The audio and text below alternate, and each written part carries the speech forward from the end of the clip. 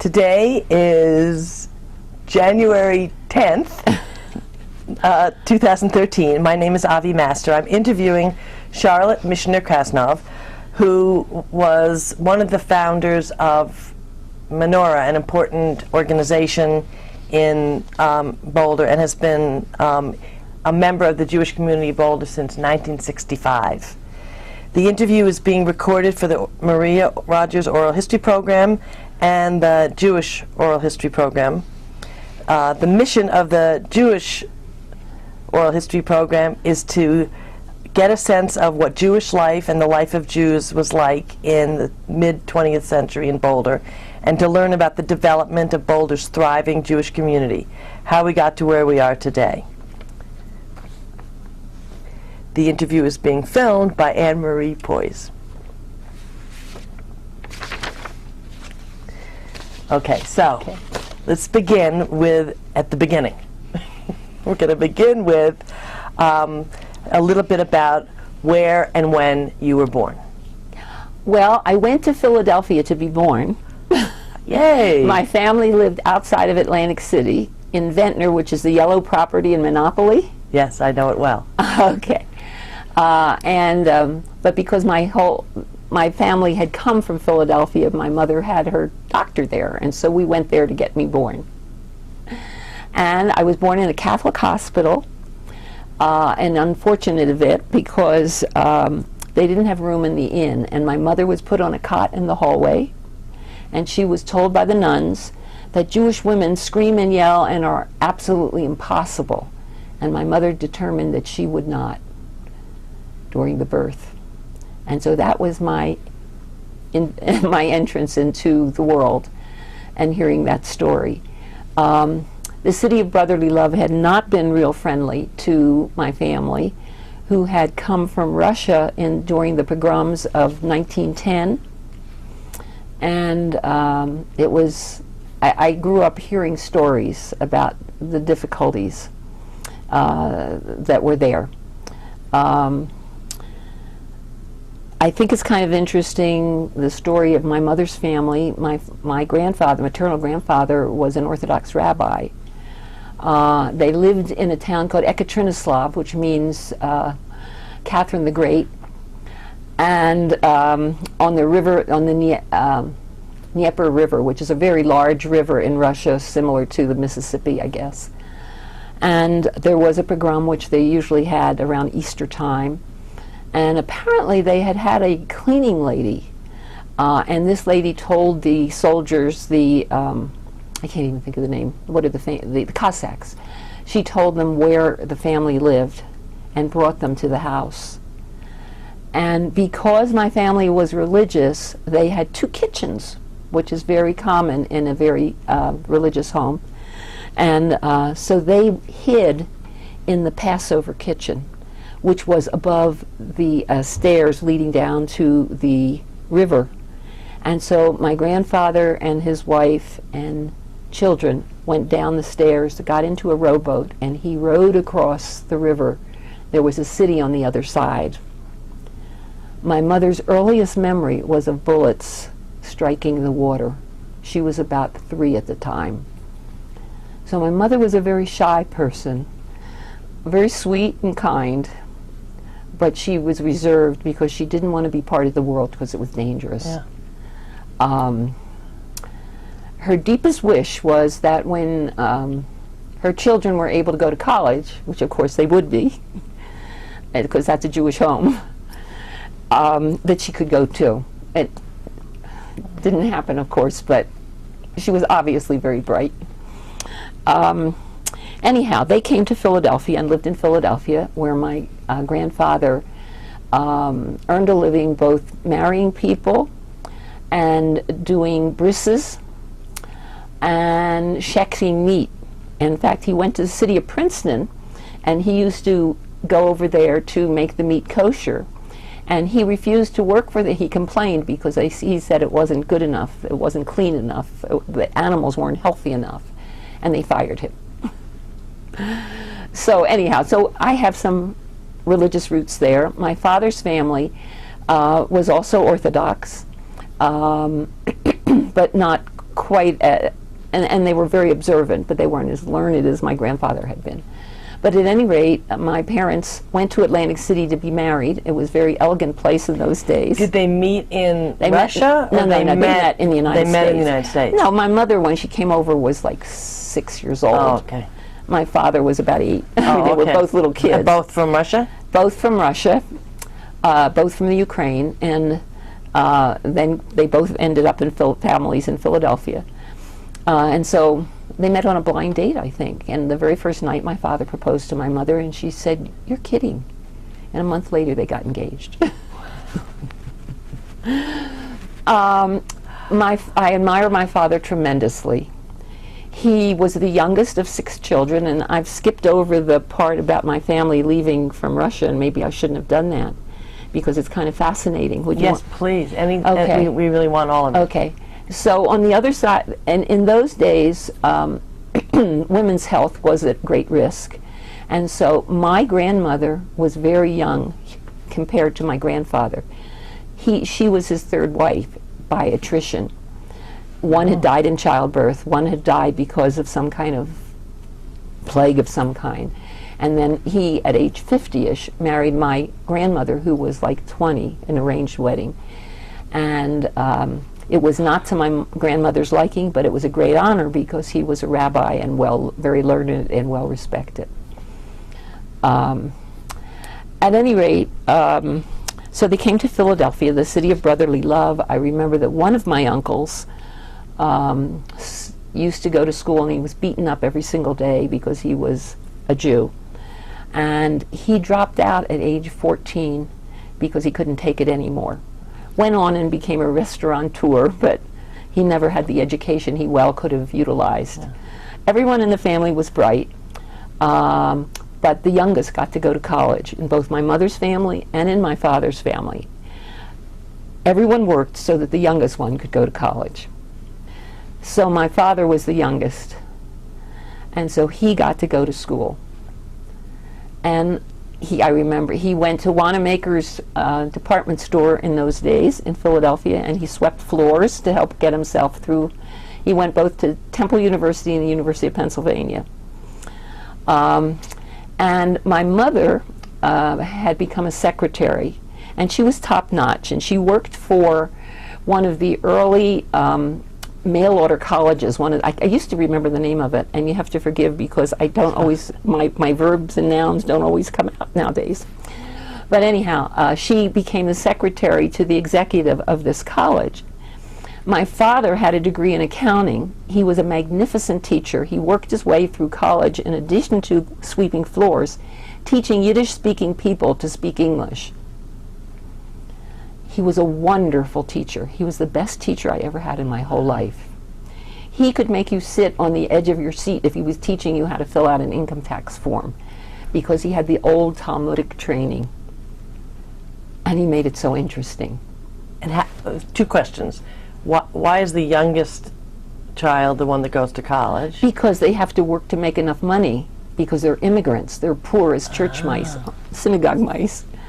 So they're so poor, and so it takes them time to establish themselves. And everybody contributed, because there wasn't money for everybody to go to school, although they were all bright enough. But they could put enough money together so that the youngest one could go to college. So my uncle on my mother's side became a pharmacist, and my father went and he got his degree in accounting. They went to Atlantic City on their honeymoon, and it was during the days when women wore evening gowns and men wore tuxedos strolling the boardwalk. Yes, it was elegant in those days. And they settled down. And my mother said to my father, "You know, you are a magnificent teacher. I know how to run a school. We should start a school." And so my parents started the New Jersey College of Commerce. We had a small business college. My father had it for 50 years until he died. He was known throughout the area because he had an intimate relationship with all of his students. He was the father to all of them, a loving father. And he was a teacher with high standards. And he used to say, "My job is to teach, your job is to pay attention." And he was very formal in that way. And he would say he wouldn't teach until everybody looked at him. And he used to say, "Give me your eyes." And so all the kids used to make fun when they would write papers. They would, take all of that. But he would say, "Your job is to learn. My job is to teach. If you don't learn, it's my responsibility. And so I will make sure you learn." And so during the Great Depression, all of his kids got jobs. Nobody else, other people were struggling. But he prepared his kids. And every so often I meet somebody who will remember him if I ever go back there, and they always. I keep my father alive in my heart, always, because I teach all my clients about him. Because very few people have had fathers who are really involved in this American world. So often they were the absent father, maybe often earning a living and letting the mother do everything, or maybe having problems of their own and not really involved. And so I just love it, because I will say, and this may not be what I learned in school to do, but it gives me joy. I'll say, "Do you know what my father would say to this problem you're bringing up? Would you like his advice?" And then I'll tell them. So that's how I keep my father alive. Oh, that's beautiful. That is just beautiful. So he was the teacher, and your mother actually ran the college? She helped to establish it and to run it, and he ran it as well, the two together, and they taught, and they had some other teachers, and it was a fine school. It really was. Remarkable. It was supposed to be, my sister and I were supposed to take it on and go on with it, but neither one of us did, and that was kind of sad that we didn't. I had to get out of Atlantic City, and go to the bigger world. And my sister ended up going to Columbia and she was all but an ABD, all but her dissertation. And she was in the field of business education and journalism and writing and so forth. But she went on to have a family, and so and then I just didn't have an interest in that. At that time, I wanted to take music, and my father said, "You can take music in school, but I also would like very much, I would feel so good if you would take business education, because I know I've seen so many people struggle, and so many young women who, for whatever reason, are on their own, either because of divorce, or they're single, or they have a husband who doesn't earn much, or whatever." And he said, "I know that if you have that kind of a background, you can teach, you can work in an office, and I know you could take care of yourself. So why don't you study both, and then go on and do what you want?" And a man ahead of his time. Well, the day I was born, he got a new student and had $100 and put it in the bank for my college education. So You the firstborn? no, did the same for my sister. So in your family there was you and your sister? Yeah, right. But anyhow, and that's Jewish value. And that's what this book that I'm reading called Jews and Words is saying, that the greatest gift we can have is a learned child. And that's considered the greatest joy, is to have a child who is learned. And so you make sure that they have the opportunity to learn if you possibly can. And so I grew up believing that and loving learning. I grew up in Ventnor. I was one of very few Jewish kids. Maybe there were 3 in my class, maybe 4 sometimes. And so I had my foot in 2 cultures. I was very much at ease in the Gentile world. I was very much at ease in the Jewish world. But growing up, there were always instances of some anti-Semitism. When I was 5, I remember my mother had bought me these wonderful leggings with buttons all the way up, instead of snow pants, which we used to wear. And these big boys, if I was 5, they could have been 8 or 9 or 10, pulled all the buttons off and called me a dirty Jew, and I ran home crying and said, "Mommy, I'm not dirty, am I? I take a bath every day."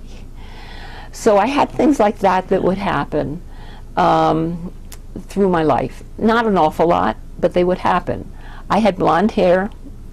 At any rate, so I could quote pass, and then they'd find out I was Jewish, and there would be some kind of a comment. So I grew up that way, and it was really much easier for my cousins in Philadelphia who lived in a Jewish section to not have those kinds of worries that I had. At any rate, how did I get out here to, I went to the University of Pennsylvania.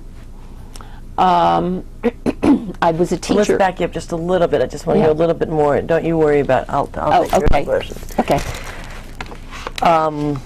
Just a little bit more about about your practice of Judaism in your home. Okay. We were conservative. My grandfather came from Philadelphia by train once, early when my mother had just married, and my mother kept kosher. And my grandfather came with his own hard-boiled eggs.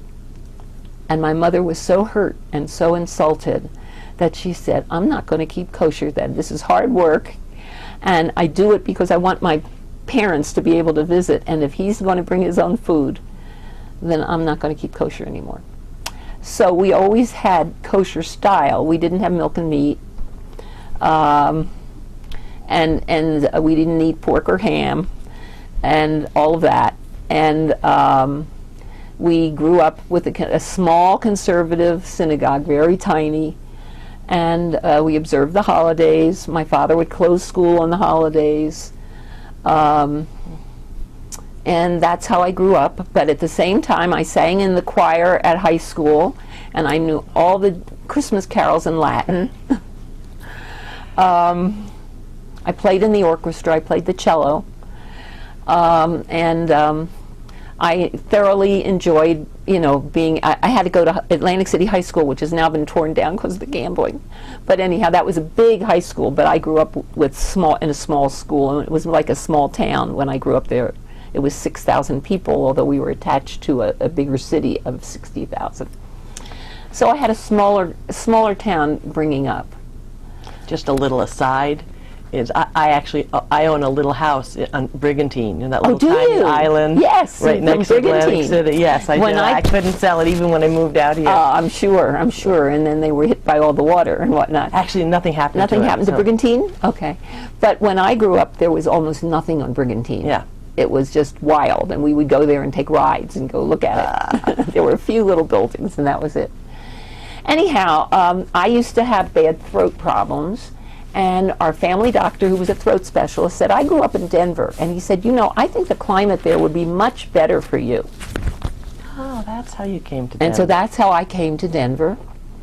I started out, and I have a long history. How old were you? When I came, it was in my 20s, early 20s. Were you married at the time? No, I was single at the time. And I did meet a husband. And not my current husband, but I had some interesting experiences. He was a mining engineer, and we moved to Nevada, and that was one of the most interesting experiences in my life, living in Nevada in a town of 300. And he was from Israel, and it was a very interesting experience. He was a bright guy. You met him in Denver? I met him in Denver. I met him because I was writing a paper. I was taking a course at DU on world events and journalism or something like that. I forget exactly, something like that. So we had to write about something, and that I met him because a friend I had made, her boyfriend was roommate with him at Mines, and so that's how I met him. And we went to Nevada. It was a fascinating, fascinating experience that I will always cherish having had. What was fascinating? Huh? What was so fascinating about it? Because the world was so different. For the first time in my life, I was with really poor people, the miners' children. I taught them. They came to school maybe not having had food proper, not having had proper food. You were not permitted to talk against gambling because all their parents did. I learned to love the desert. It was absolutely magnificent. It's beautiful. You can't, beyond belief if you haven't lived on it. There's so many shades of green, subtle shades of green. And the sunsets are like, you stopped at 5 o'clock and just watched the sunset every single night. Now the other thing was, there was above ground testing going on in Nevada at that time near Las Vegas, and that was 300 miles away. We had no idea that there was anything dangerous about it. And at any rate, the government gave me a fallout badge to wear because I was a teacher and they could trust me. And every month they would take the fallout badge and take it back, and I get a letter saying how patriotic I was. And at any rate, I lived in an area which was called where the downwind people were. And these are people who sued the government because people had cancers, babies were born with anomalies. I was not able to have children after that. Wow. So, and it was directly a cause of that. yeah, oh yes, without any question, without any question. At any rate, that was one of the things. The other was we had a book club there, the great books, remember the great book clubs? Yes. We had a great book clubs, and the people who belonged to it were the administrators and the engineers and their wives. And during that time we read a book of Paul was one of them, from the New Testament. And they began to ask me questions about, did I drink the blood of Christian babies? And I just looked at them, because the little children that I was teaching would come at my home and they'd jump on my bed, and it was a different world when there's only 300 people in town. Anyhow, so I found a little touch of anti-Semitism wherever I have lived, and what it does is it impacts you. It impacts you in a subtle way, and it's always like, I hope they're not going to attack me. And so there's a defensiveness at the same time along with pride. And that's a very difficult thing when you're striding the two. Yeah. I had a roommate, this was before I got married, I had a roommate at DU, and her father was a Lutheran minister, and she invited me to her house in Grand Junction for Thanksgiving, I think. And her father pushed me, I shouldn't say pushed me, took me aside and told me the world could never be safe unless I converted. So these are subtle little things that were always, and I was so young at the time that I didn't know what to do. I didn't know how to handle it. I was a guest in their home. Today I would not do that. But at any rate, so those are some of the things that happened. Anyhow, ultimately I came, I was teaching school and I came back to Denver. Let me just ask you a question. You said you went to University of Pennsylvania. Yeah. My daughter went there too. Oh, did she? Yes. I lived for many, many, many years in Philadelphia. Okay. And what was the degree that you got? I got a degree in a bachelor's and a master's in education. So was it business education? It was business education, but I played in the orchestra. I see. So you did both, music. Yeah. Followed your dad's advice. At any rate, I taught school in Denver. One day I was, and I wasn't really happy because I was in a little small school, the oldest one in Denver, and the principal was offended by me because I would hug the children, and she would say, kids are here to be disciplined, not to be loved. At any rate, I decided I had to stop there, and I went to a party, and by chance I met the assistant director of the then Jewish Community Center in Denver, and he said to me, we want to start an adult program, and you're the kind of person we're looking for. And are you interested? And I said, well, yes. So he said, come interview, and I had one interview, and they said, you're hired. And so I started the adult program. The only thing they had at that time was swimming lessons. And so I began to develop art classes, because at that time I was dating an artist who was very well known in Denver. This is the husband number one. Did you leave him in Nevada? Yeah. No, he went back to Israel. Oh, he went back to Israel. And I was torn to pieces, and I just couldn't do it. You couldn't go back to Israel? I couldn't leave my family. It just tore me to pieces, and I couldn't go back to leave my family, and his family did not want me. They said, you can't marry an American. That's terrible that you did such a thing. So that's a long story short. But it's very interesting, because, times have really changed. Yes. At any rate, so he said, you're the kind of person we're looking for. Would you like to start this program? Part of the requirement of that was that I get a degree in social work. Really? So I said, okay, that's fine. So I developed art programs. I had a multitude of, I had watercolor and oils and drawing and you name it. I had music classes. I had reading, cultural classes, Jewish culture, American culture, I can't even remember, recreational things. I just had the whole gamut. This was the first adult program, educational program at the Jewish Community Center in Denver, which is now gigantic. Yes. And we started the first art program there, and DU used to call me up and say, who should I have teach watercolor? And so it was exciting. It was really, really exciting. I had so much fun because I could take any interest in the world. I had a surgeon who was a member of the Jewish Community Center teach a class on how to carve a turkey at Thanksgiving. You know, it was just fun. Oh, wow. And then in addition to that, I would have Jewish classes as well about Jewish history, Jewish learning, all kinds of things. So I loved it until one day they came to me and they said, this has grown to be too important a position for you. It's become too important a department, so we're not going to let you do this anymore. We're going to have one of our men come in and lead the department, and you will work for him and teach him how to do what you're doing. What year was this? This was in the 60s. And so, it was the most insulting thing that had ever been said to me in my life, because it was my baby. Yes. I mean, I had my school. My father had had his school, and I had my school. My sister started her little school. I have a cousin who started his school in Philadelphia, each one of them different kinds of schools. But we all had our own little schools. And so I was so hurt and so insulted that I marched to DU and I said, I need a scholarship. What do you have? And in those days they had such things, and you could ask those questions.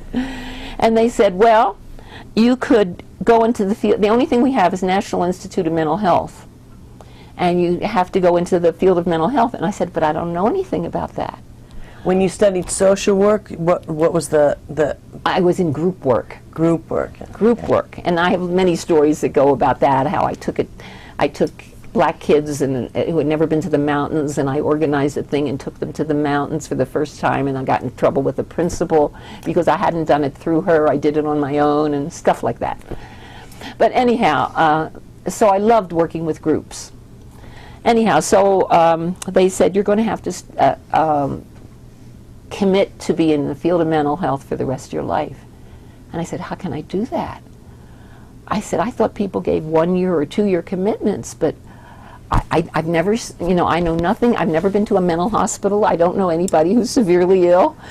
I don't know. And I said, I'll have to think. And so for a week I excruciated on how could I with integrity take this thing. And then I finally said, okay, I'll try my very best. I will go in with the idea that I will commit and just try my very best. And so I did. Now, did this mean you could go back and participate at the Jewish Community Center? I didn't want to. I quit my job. So at that point, that was the end of that. That was the end of that. But I love the experience. I will always love the experience. It was a marvelous, marvelous learning experience. So the going back to school was not specifically to then return to the Jewish Community Center? No, it was to get a degree and to just finish my degree, because I was in the middle of it. I was going part-time, and at that time they had something called group work in social work. And so I learned to work with administrative groups, with therapy groups, any kind. And so I graduated in 1965, and that was the golden age of mental health. And I was offered 25 jobs. I could have had 25 more. I mean, I think of kids today and how hard it is. But I decided I was going to stay in this area. And so there were 2 jobs I was interested in. One was Fort Logan Mental Health Center, which is in Denver, and at that time was the creme de la creme in terms of group therapy. And nationally it was really wonderful. Now it's unfortunately been controlled by cutting of funds, and it's, you know, it's very different now. And the other was Boulder Mental Health. And so I looked at those 2. I went to, and I excruciated which one should I go to, because neither one was the perfect job I wanted. But I thought, okay, I'm going to go to Fort Logan because they were opening a new children's division, and I liked children. I'd worked with kids. But they weren't going to allow me to see clients. I could only see the parents. Only the psychiatrist could see the client. At any rate, but I accepted the job for the magnificent salary of $7,800 a year. They had written me a letter and had told me, you know, we welcome you, so and so. Anyhow, so I was all set to go there when I get this letter from this other man, and this man says, I'm terribly sorry, but they did not know, the psychiatrists did not know our budget. We can only offer you $7,200. And it was signed Howard Krasnoff, my current husband's name. And it was your current husband? No. Oh. No, I never met him. I never heard of him. He wrote this letter to me. But were you married at the time to Howard Krasnoff? No. Okay. This was my first experience with him. And I said, how horrible. How could anybody do such a thing? I don't want to work for a man like that. And so I went and I turned around and I accepted the job at Boulder Mental Health. And I was the very first person to start groups at Boulder Mental Health. I had been offered jobs at all the mental health centers, and some of them said, we never heard of anything as outrageous as group therapy. We don't want that here. But in Boulder they said, you may start that. But once I got on the staff, the psychiatrist said, you're not allowed to. You have to first work with individuals for a year, and then we'll let you start groups. So I said, I don't know anything about doing therapy with individuals. They said, we'll teach you, and they did. So I had 2 hours of supervision, one with children and one with adults every week. And I did that, and then they began to allow me to have groups. And then I had a wonderful, wonderful time developing groups. And through my experience, I was able to help develop a lot of programs in the city of Boulder. The first group that worked with sexual abuse, worked with learning disabilities. I don't know. The alternative schools. I mean, we just did. Again, it was a wonderful creative experience where I was able to just develop anything in the world I wanted to. The problem was that I wasn't doing anything Jewish. And I went one day to Hillel, which was the only Jewish thing in town at that time. We did have the beginnings of Har Hashem at that time. So this is where now you're in Boulder, and it's year. And we're in the 65 is when I started on August 1st, 1965. And at that time, I had driven to Boulder from Denver, and I got to 28th and Iris Street, and I looked up the street of Iris. It was all cattle, open grazing. It was beautiful. There were one or two houses and the mountains in the background, and I said, oh, wow. It was gorgeous then. Give me chills. At any rate, I went to a meeting at Hillel, and there had been a woman in town named Helen Mandelbaum, and she was a social worker, and so she decided we should have some kind of an educational thing, and so she got rabbis from Denver to come. At that time there was a very famous rabbi named Twersky who was very famous, and because he came from a long lineage. And she got a conservative rabbi and a reform rabbi in. And they just came and talked about what was different about Judaism in each of these areas. And there were at least 50 people who came, and that was unheard of, 50 people. And I said to myself, we need more of this. I'm going to make sure we have more. And so I got together a committee of people I knew, and we began to develop an organization to do citywide Jewish education. And that's how Menorah began. We chose the name Menorah, and I had people representing all different walks of life. And so this is at this point you're now based in Boulder. I'm based in Boulder. So now what you're creating. I'm at the Boulder Mental Health. I'm at the Boulder Mental Health Center working as a therapist and as a person developing community. I was in charge of community outreach.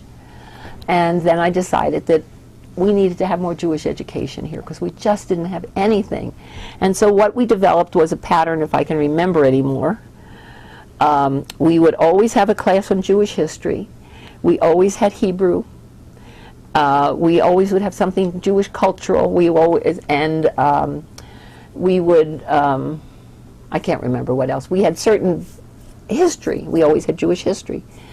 so that we would have all these different areas covered. And so we began together, this little group of leaders in the Jewish community, and we would find people who could teach subjects. Many of them were professors who had studied something in addition to what they were, teaching at CU, or some of them did teach some of those things. And so they would come, and it was wonderful. And in the beginning, we met at private homes.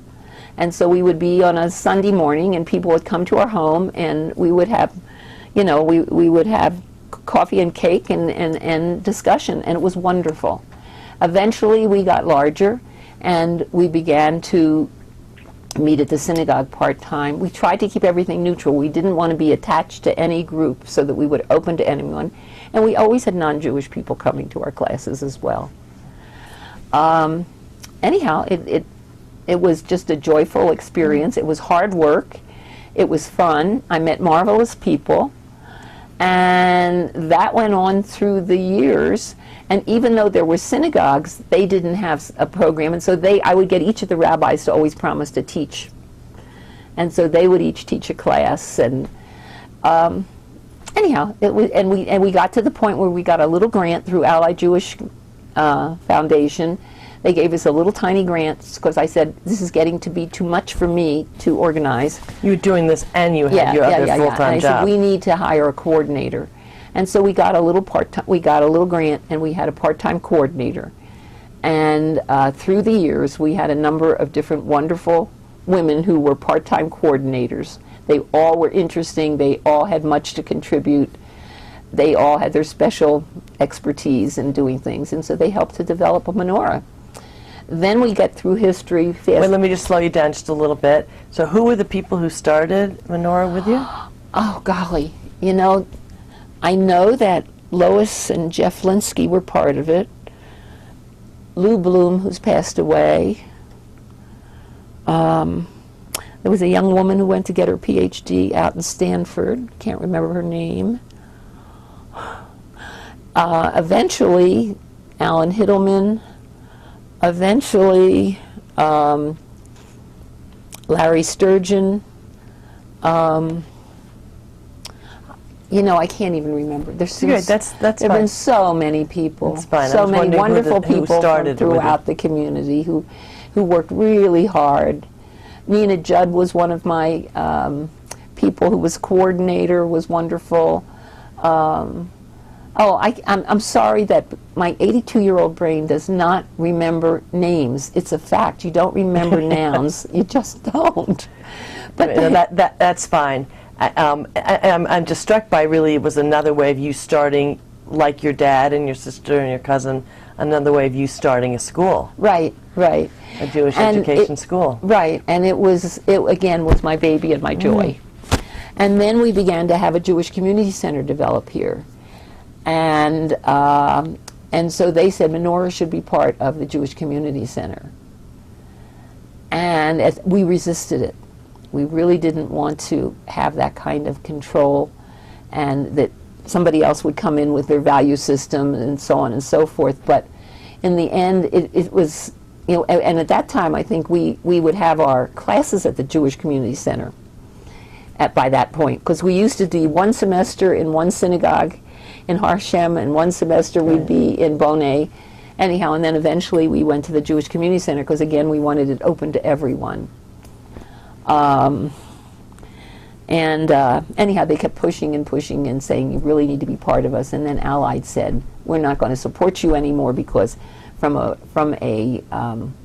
financial point of view, it doesn't make sense. It only makes sense if you're there, through there. And that kind of changed the direction of menorah at that point. And it's, it isn't what it was. It has a wonderful leader in the person who's leading it now. And mainly it has to do with films and the understanding of films and so forth, which is very enriching, and it's beautifully done. And again, isn't that awful? I see her face and I'm blocking on her name, and she's great. But we don't have the breadth and the depth that we once had. So that's sort of the long and short of the story of menorah.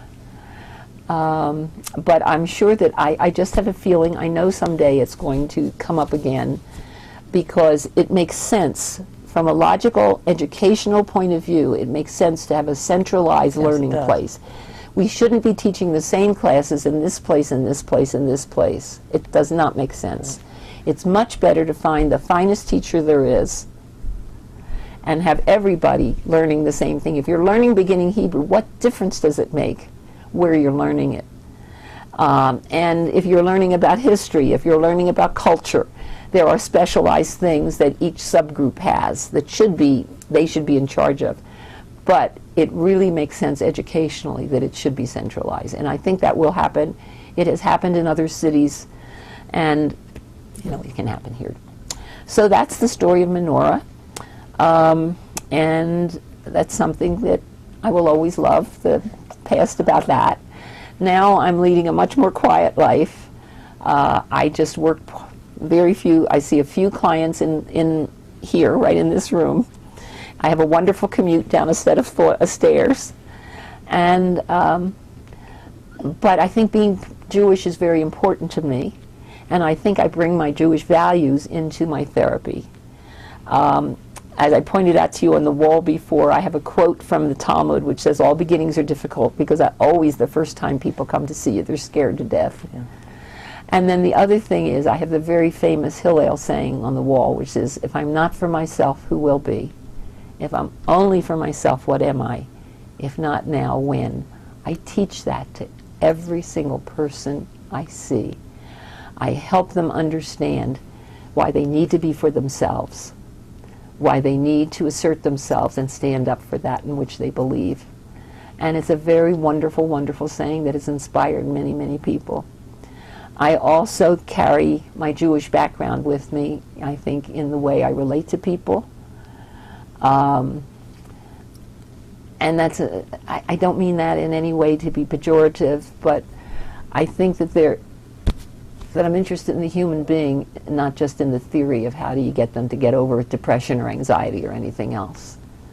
And so I think that is a special quality which it comes from my Jewish learning and from the Jewish teaching, which was my most ultimate teacher was my father. And as I said, I always like to share the wisdom that I've learned. Another thing that I do, by the way, when someone has a loss, and I've gone through losses with people, and sometimes they come from backgrounds where they don't have any practical ways to deal with it after the funeral's over. And I've taught them, and I've said, one of the things we do in Judaism is we get a candle, a special candle, and you can buy a candle anywhere, and it burns, and it represents the spirit of the person, and it's very comforting. And you do that every year. And I've taught a lot of non-Jewish people to do that, and I've also taught them to say, don't go back to work. Have people come and talk to you and share stories about your family. And so that's another, it's a subtle way, but it's a little way that I often share my culture with others. Yeah. Anyhow, I love being a therapist. I could have retired a long time ago. But there's a wonderful thing about being able to connect with people. And I think that's what life is all about. It's connecting with people and giving your best. So that's what I've tried to do. It's beautiful, Charlotte. Could you share just a little bit more about how you've seen being a Jew in Boulder circa 1965, being a Jew in Boulder very different. 2013, how you've seen that change, evolve? Oh, sure. When I first came here, if you wanted matzah, you had to order it through Safeway 3 weeks in advance. At that time, at Hillel, there was a rabbi who was ultra-Orthodox. He had no business being in Boulder because he didn't understand Jewish kids at all who were here. Ultra-Orthodox from Brooklyn. I went to him when I first came here, and I said, I used to work, I'm going to be working at the mental health center, but I used to work at the Jewish Community Center. I said, I would love to help you organize some classes and maybe get something Jewish going on educationally here. May I help you? And he looked at me and he said, absolutely not. He said, the non-Jews in New York are more Jewish than the Jews are in Boulder. And he didn't have any interest in anything I had to offer. Fortunately for him and for us, he did go back to where he really could thrive, and other people came in. But that was there was nothing Jewish here at all, except a small group of people trying to develop Har Hashem, and it met around a swimming pool. The name of the family was Gritz, Sylvetta Gritz and Henry Gritz. They've since passed away, but people met and they talked, and they said, let's get together, let's start a synagogue. And so one started, and it was community, and I loved it in the beginning of Har Hashem. Were you part of that little group meeting at the swimming pool? I came a little bit later after that, but it already had developed. But it was community-wide, and so it didn't matter what your background was, and I loved it. We contributed to it. We had a little Jewish community choir, which was fun, that I sang in. You could develop anything you wanted. I mean, if you had an interest in your history, then you'd start a history class. If you had an interest in something that you really would love to see develop, you made it happen. Because we were all volunteers, and so it was great fun. As things become larger, and this is how groups develop and grow. First, they're spontaneous, and people are excited. Then they begin to formalize. Then they begin to have power. Then they begin to have people in power. Then they begin to limit others, and that's sort of the group development in any group anywhere. And we lose something as we become more sophisticated and well-developed. Anyhow, eventually we broke off from there and started the conservative synagogue, Boneh Shalom. And because I lead group discussions, nobody knows this but me, I helped us name Boneh Shalom because I led the group discussion with the help of Jeff Linsky, who knew the Hebrew, to name it. And what is Boneh Shalom? Boneh means workers for peace. Workers for peace? Yeah. So at any rate, it's real, and Har Hashem means mountain of the Lord.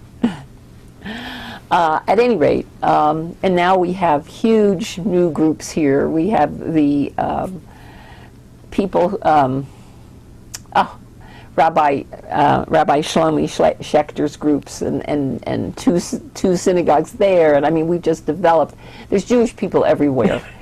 And it's not like it once was. There's even, little Jewish departments in the grocery stores, right, larger at King Soopers than other places.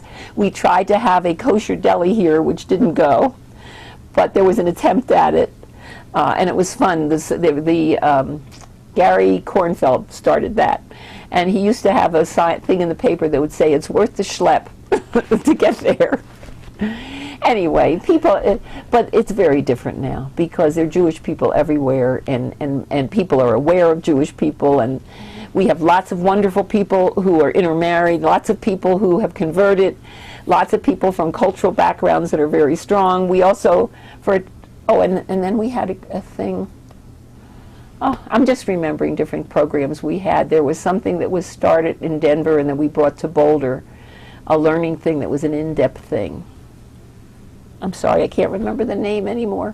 But there's just every opportunity in the world now. People anything you want to do, you can make happen now. So it's a very different world being Jewish now than it was then.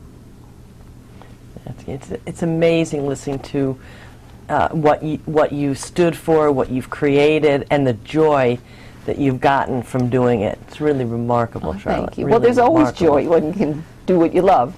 Yeah. Always. So thank you very much. Really and remarkable. I appreciate your interest in all of this. I feel I live a very quiet life now. That's how it is. Is there anything else that you would like for us to capture? Anything you're proud of? Any accomplishments?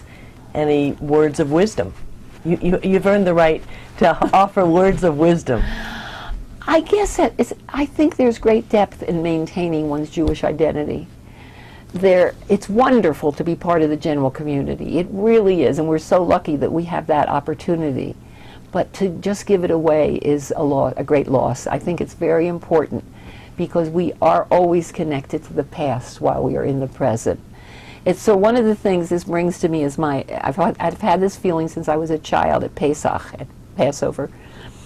that as you sit around the table and you say you read the story, the Megillah, it's being said in the exact same way all the way around the world and all the way past in history.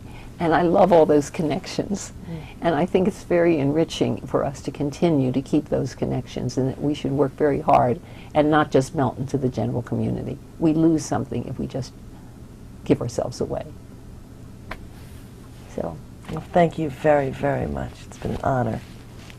thank you. It's an honor to be talked to.